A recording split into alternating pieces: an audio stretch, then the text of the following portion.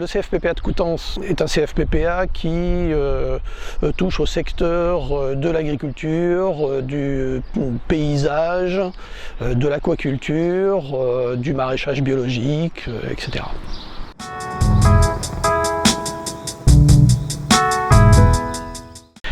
En FOAD, nous avons une expérience qui dépasse 10 années.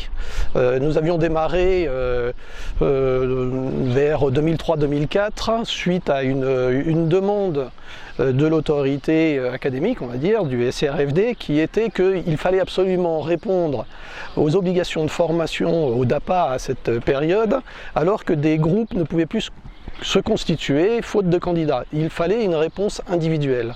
C'est là qu'on s'est attelé au travail et qu'on a décidé de mettre en place de la formation individuelle en centre ou éventuellement à distance sur le sujet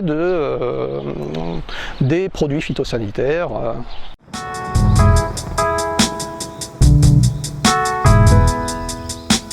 Aujourd'hui, l'idée a été, donc avec préférence formation, de pouvoir répondre aux besoins des centres de l'ensemble de la France qui veulent faire de la formation individuelle, répondre de façon la plus réactive possible aux demandes individuelles, sans avoir à monter un dispositif, des ressources et les mettre à jour, parce que là on est sur un champ qui nécessite une mise à jour comment dire, très régulière, très fréquente, et c'est une lourde charge pour le formateur, cette mise à jour.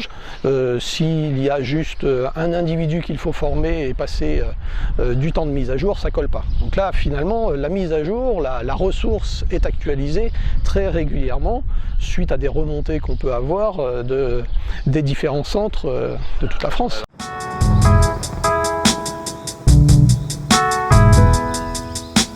Un centre qui a une demande individuelle, donc contacte via préférence ou en direct le CFPPA de Coutances pour que on lui mette à disposition finalement l'accès à la plateforme Formagri qu'on utilise pour ces formations, et ensuite ces centres reçoivent chez eux dans le CFPPA donc les stagiaires à former.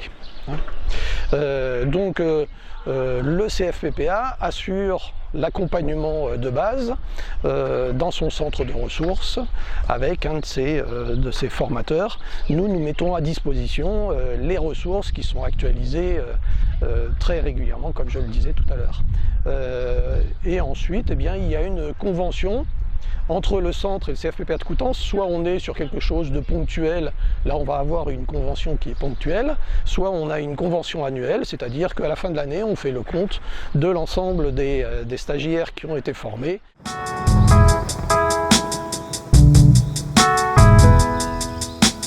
La principale différence de fonctionnement entre le dispositif de formation maraîchage bio à distance et le dispositif Certifito, la principale différence, c'est que nous assurons nous-mêmes l'accompagnement du stagiaire en formation. Donc un centre de formation qui, mettons pour un stagiaire qui est en formation BPROA, mais centre de formation qui n'a pas la compétence en maraîchage bio, s'adresse à nous pour qu'on fasse le module maraîchage à distance. Donc là on a du coup donc un dispositif d'accompagnement à distance, de mise à disposition des ressources pour la personne qui est dans son centre à distance, de la multimodalité, puisque donc on va avoir en plus de l'accès à la plateforme un regroupement pour ceux qui le peuvent, qui n'est pas indispensable d'ailleurs, on s'est arrangé pour que ce ne soit pas indispensable, mais beaucoup le souhaitent et c'est un plus.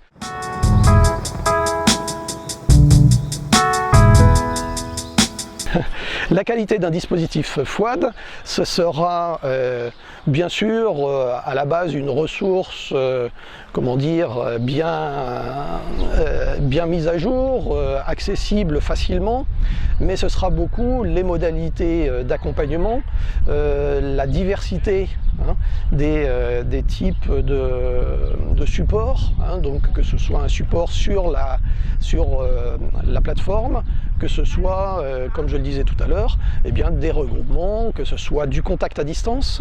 On est en train actuellement aussi d'envisager eh bien, de l'accès à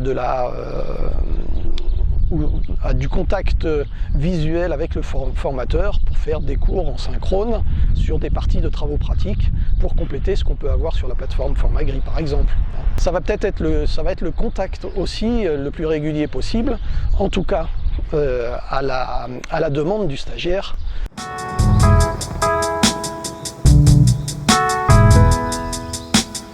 Au niveau de la réforme de la formation professionnelle, on va avoir une ouverture en termes de possibilités de modularisation plus importante,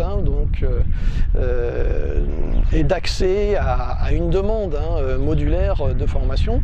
Donc là, il va falloir arriver à répondre à ces demandes-là. Les réformes sur les diplômes, avec ces approches plus en termes de capacité, vont nous amener à se réorganiser dans les centres, pour les parties évaluation notamment, mais l'approche capacité, dans la mesure où on arrive à travailler à distance aussi avec des professionnels, à impliquer les professionnels, il n'y a pas de raison qu'on n'y arrive pas.